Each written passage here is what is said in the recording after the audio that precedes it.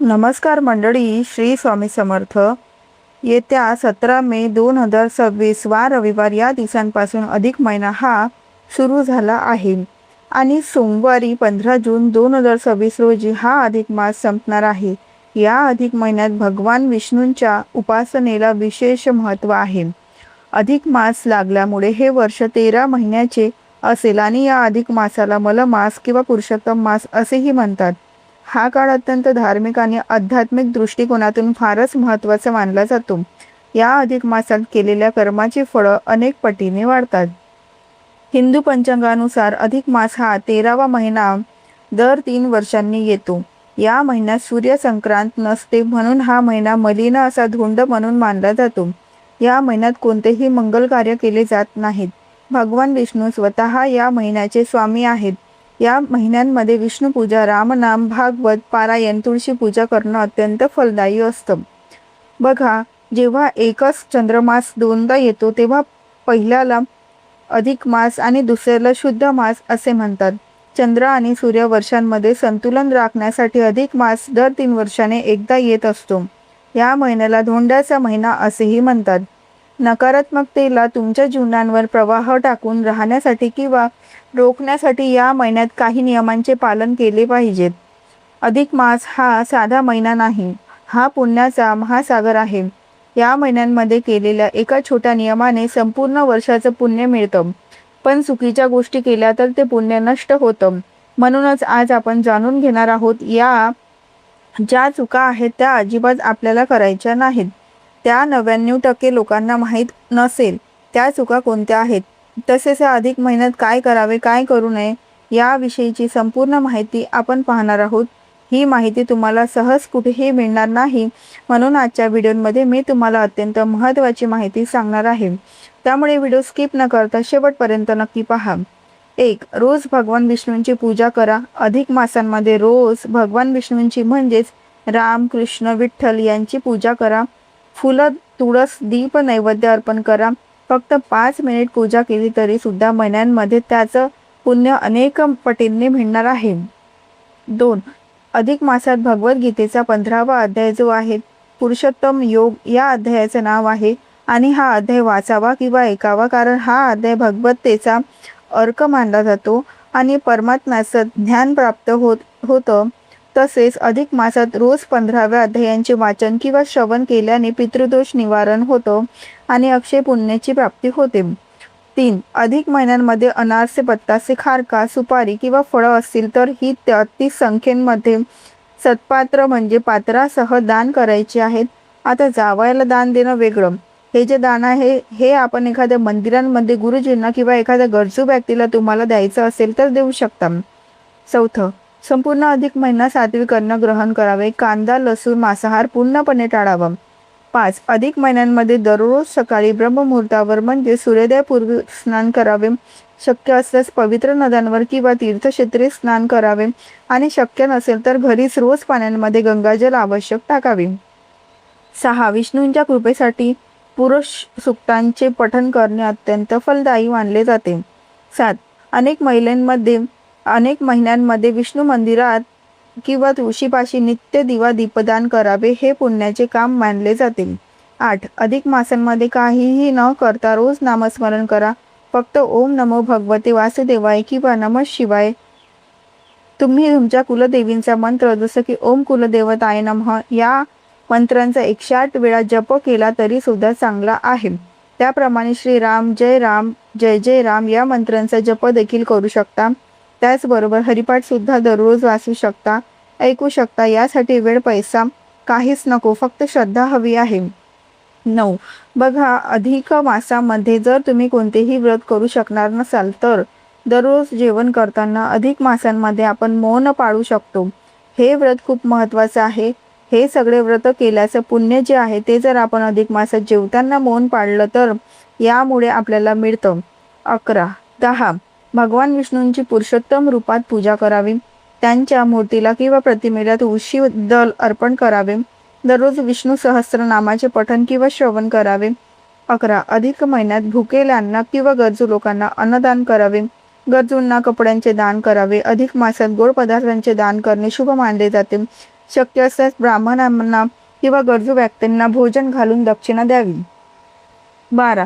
अधिक मासात सुवासिनी स्त्रिया 33 अनारसे किंवा 33 दिवे यांचे वाण लुटतात. हे या महिन्याचे खास वैशिष्ट्य आहे. 13. अधिक महिन्यात काही घरी ही सुद्धा पद्धत आहे की अधिक मासांमध्ये दररोज तुळशीला काहीतरी वाण दिलं जातं. तर हे वाण कशा पद्धतीने असू शकतं? ओटीचं सामान आपण दररोज तुळशी मातेला अर्पण करायचं.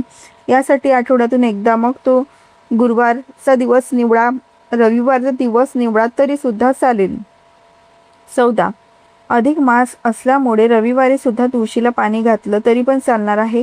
कारण अधिक मास हा वर्षातून एकदा नाही तर 3 वर्षातून एकदा येतो. तुळशीची पानं विष्णूंना वाहिली तर मनोकामना पूर्ण होतात असं शास्त्र सांगतं. 15. मुलींनी आपली आई जर हयात असेल तर नक्कीच आपल्या आईची ओटी भरा. आई समजा नसेल तर आईच्या फोटो पुढे तुम्ही ती ओटी ठेवू शकता. याशिवाय आई नसेल तर बहिणी, काकू, मावशी, मामी, चुलती यांची देखील ओटी तुम्ही भरू शकता किंवा कुलदेवीची किंवा आजूबाजूला एखाद्या कोणत्याही देवीची मंदिर असेल तर त्या देवीची ओटी भरली तरी पण चालणार आहे. 16. या महिन्यात भागवत पारायण करा किंवा ऐका. अधिक मासांमध्ये श्रीमद भागवत पारायण करणं सर्वश्रेष्ठ मानलं जातं.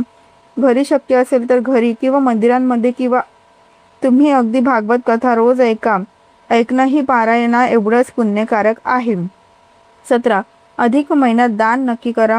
गोरगरिबांना अन्न देणे, कपडे दान करणे अधिक मासांमध्ये केलेलं दान सर्वात फलदायी असतं.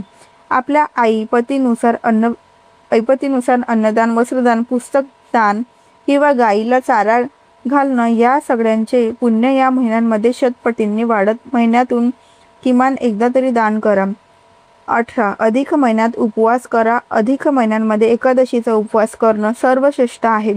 शक्य नसेल तर आठवड्यातून एकदा गुरुवारी किंवा एकादशीला उपवास करा. उपवासाने मन, शरीर आणि आत्मा शुद्ध होतात. 19. या महिन्यात सकाळी लवकर उठा. अधिक महिन्यांमध्ये ब्रह्मा मुहूर्तावरती म्हणजेच पहाटे 4 ते 6च्या दरम्यान उठणं अत्यंत शुभ आहे. यावेळी वातावरणांमध्ये सकारात्मक ऊर्जा सर्वाधिक असते. स्नान करून पूजा केल्यास त्याचं पुण्य इतर वेळेंपेक्षा जास्त मिळतं. 20. या महिन्यात गोमातेची सेवा करा. गाय ही आपल्या हिंदू संस्कृतीमध्ये माता आहे. अधिक महिन्यांमध्ये गाईला हिरवा चारा, गूळ, पोळी खाऊ घालणं हे महापुण्याचं काम मानलं जातं. जवळपास गोशाळा असेल तर तिथे जाऊन गायीची सेवा करा. 21. अधिक महिन्यात श्री सूक्त किंवा विष्णू सहस्रनाम म्हणा. अधिक महिन्यांमध्ये रोज विष्णू सहस्रनाम किंवा श्री सूक्त म्हणणं अत्यंत पुण्यकारक आहे. वेळ नसल्यास फक्त 3 वेळा ओम नमो नारायणा नमः असं म्हटलं तरी सुद्धा चालतं, पण नियमितपणे म्हणा. 22. सगळ्यात महत्त्वाचं, अधिक महिन्यात वाढदिवस करू शकतो का? वर्षश्राद्ध तुम्ही करू शकता का? तर हो, तुम्ही वाढदिवस साजरा करू शकता. त्याचबरोबर तुम्ही वर्षश्राद्ध करू शकता. काहीच अडचण नाही. त्याचबरोबर या महिन्यात तुम्ही सगळे कुळदेवीला जाऊ शकता. 23. अधिक महिन्यात श्रीमद भगवत कथा आणि गीतेचे पठण केल्याने आध्यात्मिक प्रगती होते. तसेच या अधिक महिन्यात स्नानाला विशेष महत्त्व दिले जाते. म्हणून या अधिक महिन्यांमध्ये पवित्र नद्यांमध्ये स्नान करणे किंवा घरीच आंघोळीच्या पाण्यात गंगाजल टाकून स्नान करणे देखील अत्यंत लाभदायक मानले जाते. 24. त्याचप्रमाणे भगवान श्री हरिविष्णूंचा एक मंत्र आहे. अगदी साधा सोपा मंत्र आहे. या मंत्रांचा 108 वेळा जप करावा. कोणता आहे तो मंत्र? ओम नमो भगवते वासुदेवाय. हा 12 अक्षरी मंत्र म्हणजे द्वादशाक्षरी मंत्र अत्यंत शक्तिशाली आणि प्रभावशाली आहेत. अधिक महिन्यात तुळशीच्या माळेवर रोज 108 वेळा या मंत्रांचा जप करावा. बघा, या मंत्रांची मी पुन्हा आठवण करून देत आहेत. 25. विष्णू सहस्रनाम स्तोत्राचं पठण अधिक महिन्यांमध्ये आवर्जून करावं. जर हे स्तोत्र म्हणता येत नसेल तर अधिक महिन्यांच्या निमित्ताने तुम्ही हे स्तोत्र म्हणायला सुद्धा शिकू शकता. आणि जर तुम्हाला ते शक्य नसेल तर कमीत कमी मन लावून ऐकू शकता. व्यंकटेश स्तोत्र देखील या अधिक महिन्यांमध्ये नक्की करावं. 26. अधिक महिन्यात तांबूलदान. महिनाभर तांबूलदान केल्यास सौभाग्य प्राप्ती होते. म्हणून अधिक महिन्यांमध्ये तांबूलदान करावे. विडा आणि दक्षिणा दान करावी. 27. अधिक महिन्यांमध्ये देवापुढे अखंड दिवा लावल्यास लक्ष्मी प्राप्त होते. आता हा अखंड दिवा तुम्ही वेगवेगळ्या वातींनी सुद्धा लावू शकता. दीपदानाला अधिक महिन्यांमध्ये महत्त्व आहे, म्हणून दीपदान सुद्धा करावं. 28. अपूपदान आणि दीपदान म्हणजेच लेक जावयाला आपण अनारशांचं दान देतो, ज्याला अपूप दान म्हणतात. आणि दीपदान म्हणजे अगदी छोटासा तांब्याच्या पितळींचा दिवा तुम्ही देऊ शकत असाल तर तो दिवा सुद्धा देणं महत्त्वाचं आहे. म्हणजेच काय, या दोन्ही गोष्टी साध्य व्हाव्यात. अपूपदान आणि दीपदान या दोन्ही गोष्टी साध्य व्हाव्या आणि लक्ष्मी नारायण मानून त्यांचा सन्मान केला जावा, यासाठी त्यांना घरी बोलवलं जातं. 29. श्रीहरी विष्णूंनी सांगितल्याप्रमाणे या अधिक महिन्यांमध्ये भूमिशयन व्रत करावे. म्हणजेच काय की बेडवर झोपायचे नाही, गादीवर झोपायचे नाही. संपूर्ण अधिक मास खाली फरशीवर सतरंजी घोंगडी किंवा चटई टाकून त्यावर झोपायचं आहे. मग ते दुपारी झोपणं असो, रात्री झोपणं असो किंवा बसणं असो, गादीवर किंवा बेडवर बसायचं नाही. 30. संपूर्ण अधिक मास पत्रावाडीवर जेवण करायचं आहे, ताटांमध्ये जेवण करायचं नाही. हा देखील नियम पाळू शकता. 31. त्यानंतर एक वेळ जेवण करून सुद्धा तुम्ही अधिक मास पाळू शकता, उपवास करू शकता. त्याचप्रमाणे संपूर्ण धोंड्यांचा महिना गाईला कोगराचं खाऊ घालू शकता. 32. अधिक मासांमध्ये जोडपं भोजन म्हणजेच एखादं जोडपं बोलवायचं आणि संपूर्ण अधिक मास त्यांना दुपारचं किंवा रात्रीचं जेवण आपल्या घरी जेवू घालायचं, किंवा तुम्ही एखादी सवाशीण स्त्री बोलवू शकता आणि तिला सुद्धा जेवू घालू शकता. 33. या महिन्यात दीपदान करू शकता, आवडी स्नान करू शकता, तीर्थस्नान करू शकता. त्यानंतर तीळ किंवा तांदूळ दान करू शकता. आपण धान्य दान करू शकतो, सौभाग्याच्या वस्तूचे दान करू शकतो, गोदान करू शकतो. 34. धरण पारण भोजन व्रत करू शकतो. म्हणजे एक दिवस जेवण करायचं आणि एक दिवस उपवास करायचा, किंवा फक्त दिवसातून एकदा जेवण करायचं, असे एक भुक्त हे व्रत पण तुम्ही करू शकता. 35. जर तुम्हाला ओरडून बोलायची सवय असेल, कोणाचा अपमान करायची सवय असेल, तुमच्या बोलण्यांमुळे खूप लोक दुःखी होतात, मग घरचे असतील बाहेरचे असतील, तर संपूर्ण अधिक मास तुम्ही कठोर न बोलण्याचं व्रत सुद्धा करू शकता.